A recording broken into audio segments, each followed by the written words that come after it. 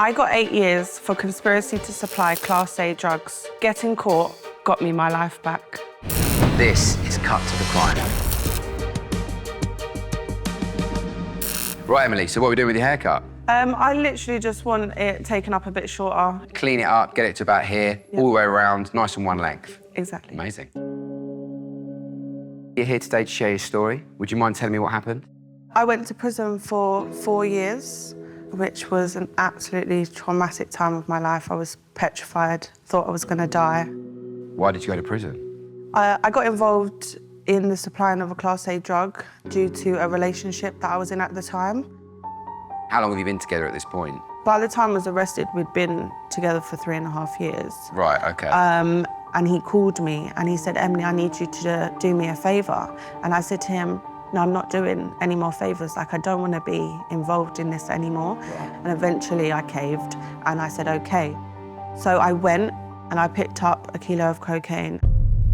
But something on that day didn't feel right. Like, the whole time I was driving, I could see a car in my rearview mirror. I just thought, that car's following me. I pulled up to a set of traffic lights, and then next thing you know, like, all these sirens go on, and I was surrounded by 4 unmarked police cars, and then an officer jumping out undercover, banging on the window, telling me, get out of the car.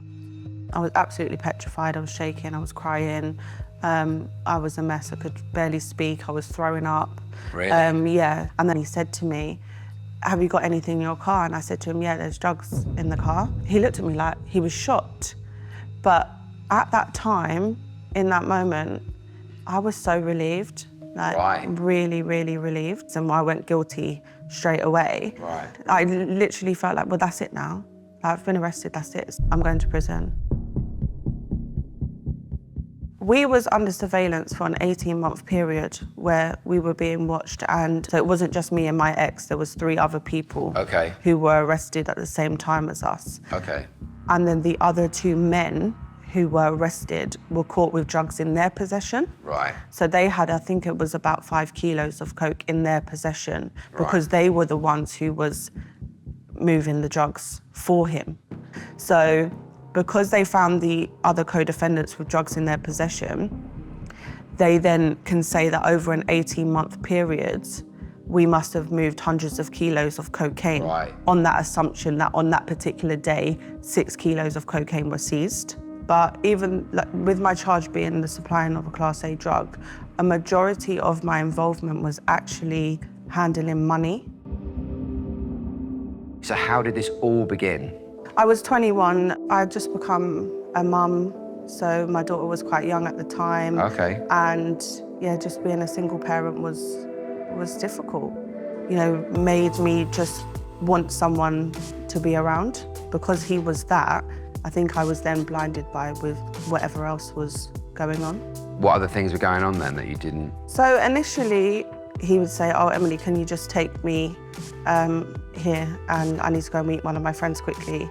So I said, yeah, that's fine, you know, didn't think anything of it. And then once that happened, he would then say to me, oh, Emily, I need to pick up something, but I can't get there. Would you be able to grab it for me? So I'd say, yeah, okay, go and do it. No questions asked. Would go there, pick up a bag, and then go and drop it to him. And that's how it then progressed. Right. To then me going out and meeting these people on my own, as opposed to being with him. It might be a shoebox full of money or a bag that has got money in.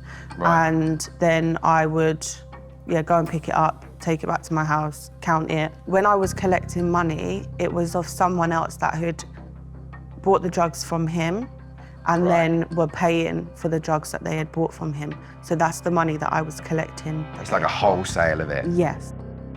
Do you start thinking, right, I need to separate myself from this situation? You know, I made lots of attempts to try and leave, and the whole time I was there, I'd be on eggshells. He ended up hitting me really bad, like punching me in the face, throwing glasses of wine at me in the house.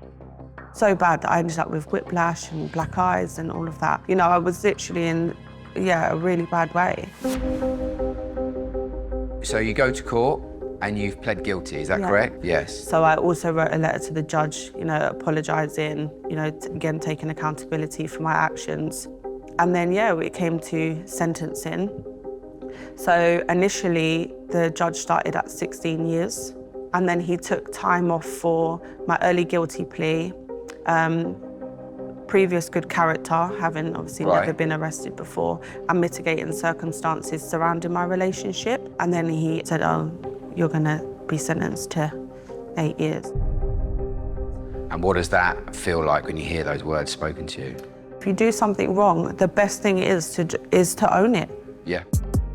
What's the day-to-day like in prison for you? Was there any really, really low points that you experienced? Yeah, the hardest part for me was being away from my daughter. So to be actually living it on a daily basis is extremely hard.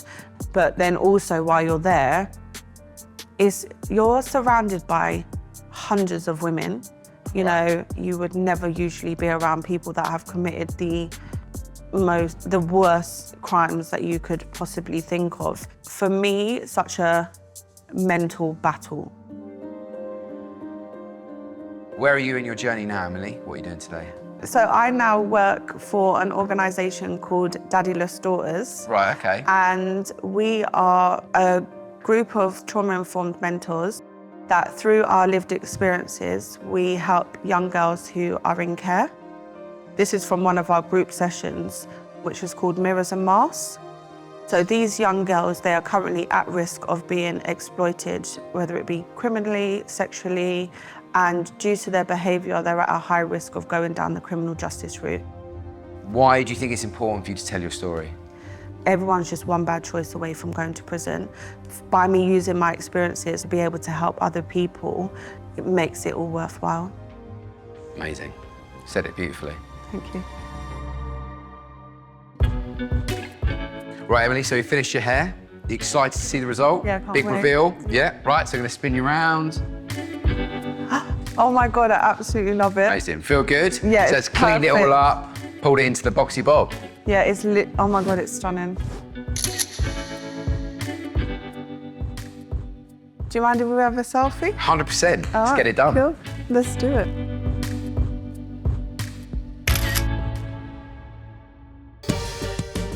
The one thing that particularly stood out for me with Emily's story was her true honesty to the whole situation. She really took accountability for her actions, even though I believe she was also a victim. So I think that's a really powerful part of her story. I'm a man who's lived a life of chaos. I was addicted to Class A drugs, been in prison over a decade all over the country. This is Cut to the Crime. So, John, we're going to cut your hair? Yeah. Yeah? And what would you like to do?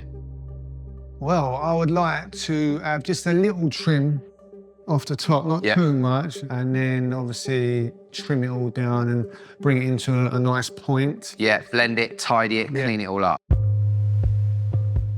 First prison sentence. How old were you when it happened, and what did you do for that to get rolling? So the first prison sentence was at the age of 15. Okay. I went to Feltham Young Offenders, and I was in the children's home at this point, Okay. and I was stealing a lot of cars, Okay. stole a little Astra, and we had a police chase for about an hour and a half. Right. The police caught us, and I got 2 months. And then that made me feel like I was some sort of gangster or something. Right, I'm like, okay. yeah, I've done prison now. Right. So then I come out, I was ruthless.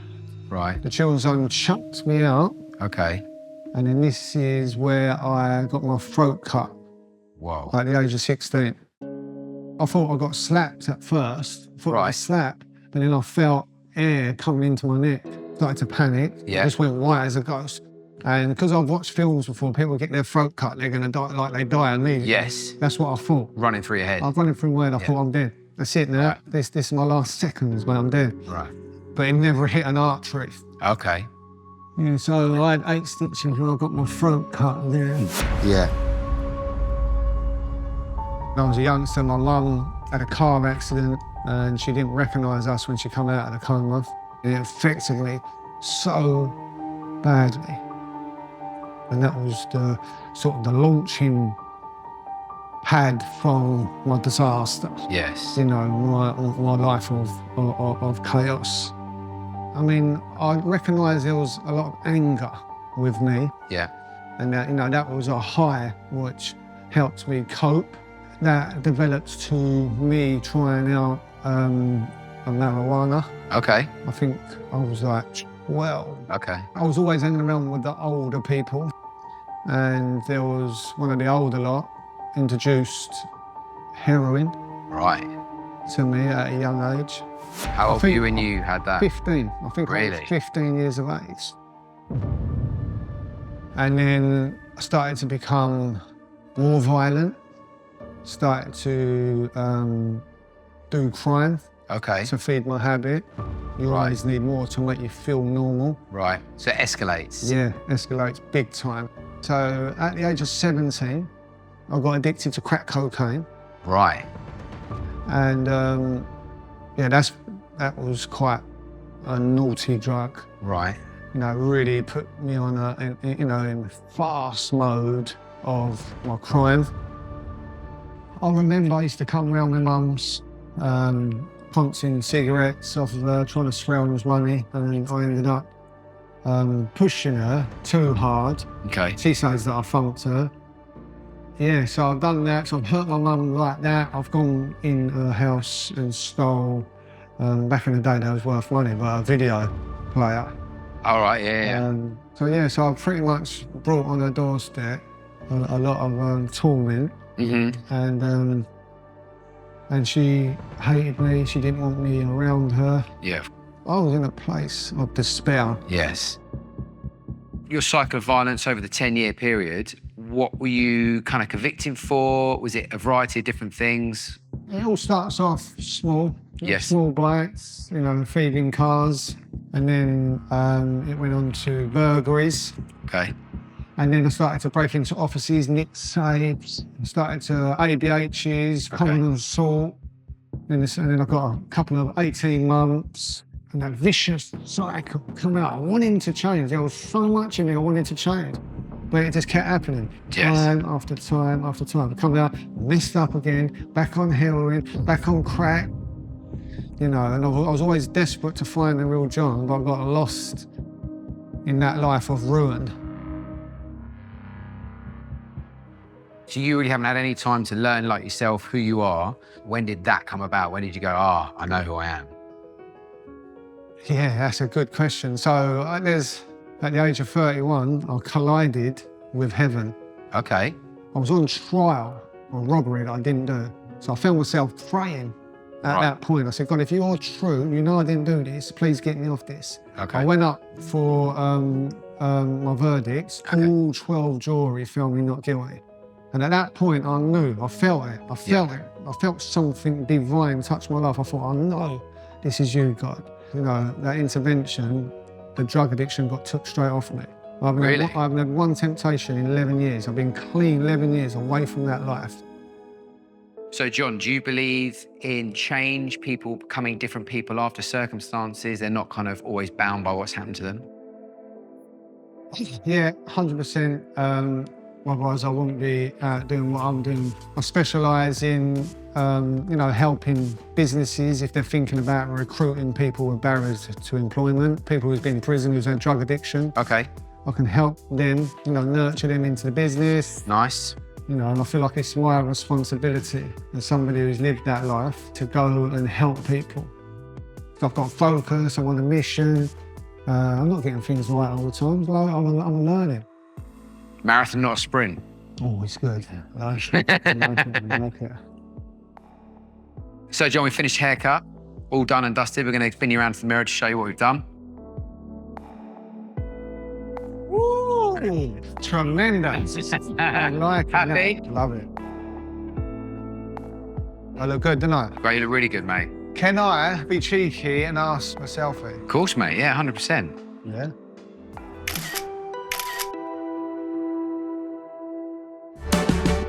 The one thing about John's story that really stood out with me was the cycle of drugs, coming out of prison, being homeless, doing drugs again, doing crime, going back into prison.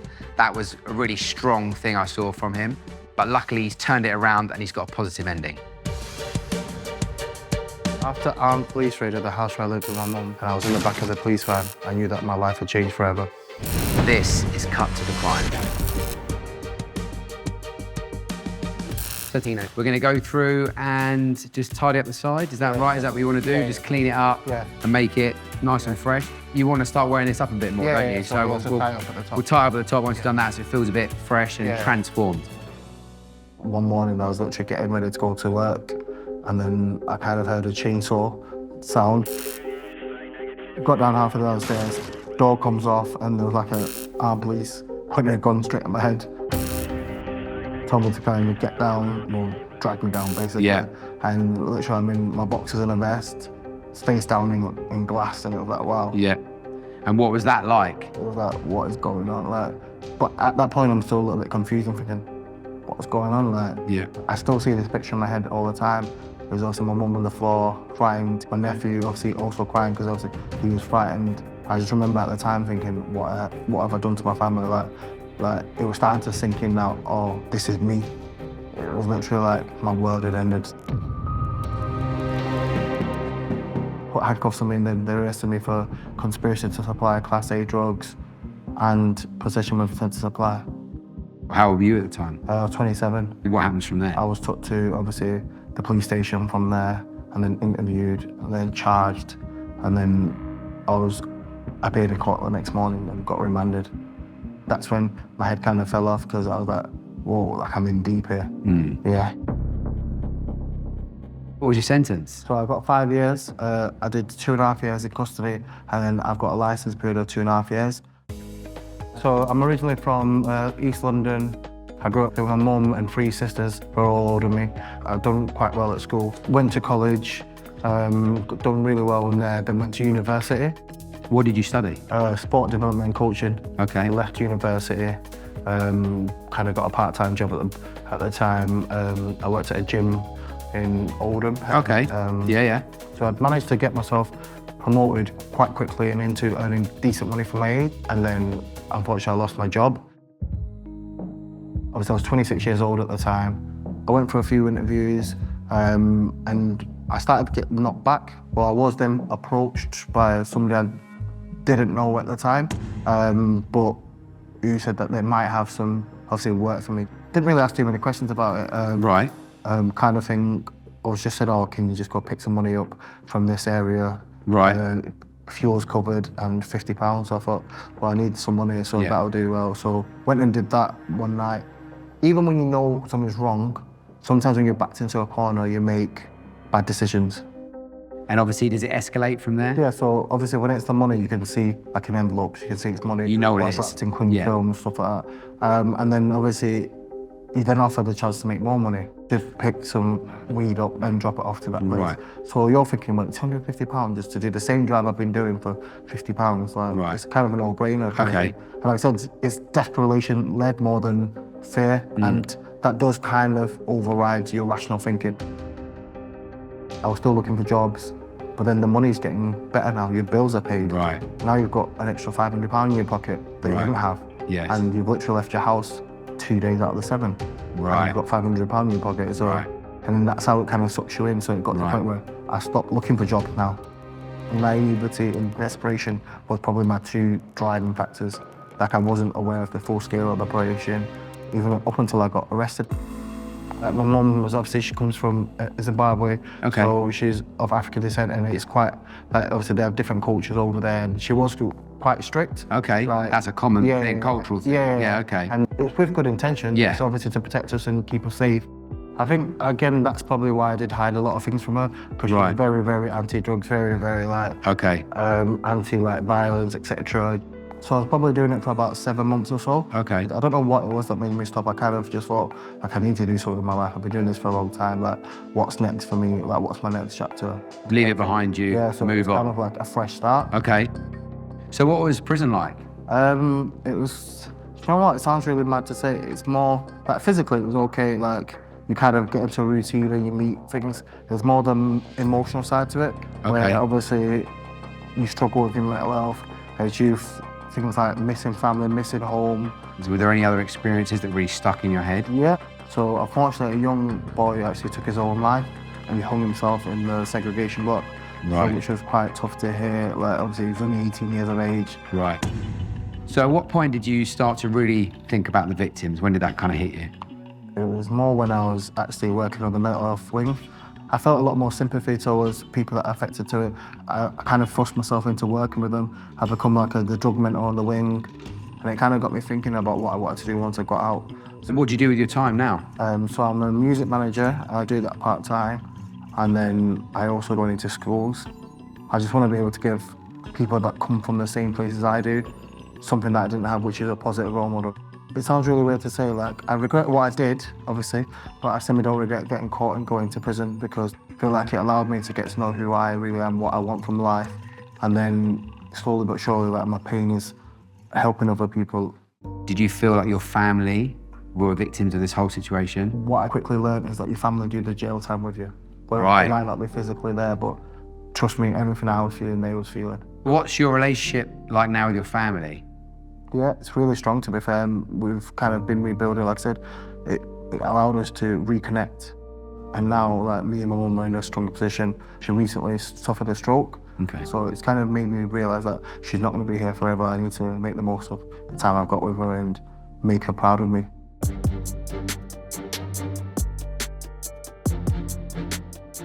Spin you around, Let's have a look. see what's going on. Oh my God, that's actually good. That's really sick. Thank Brilliant. you so much. Yeah. Happy? Yeah, I'm Feel free. buzzing with it. Thank you. It's proper tied it up for me. Gives me a fresh look. Now, thank you for telling your story. I really appreciate it. And I hope this kind of brings it all together full circle. Is it all right if I get a selfie with you, please? 100%. Cheers, mate. Brilliant. Thank you. What I found inspiring about Tino's story is his acceptance of what he was doing was wrong. He stood there, held his hand up, took the punishment, did the right thing, and came out a better person.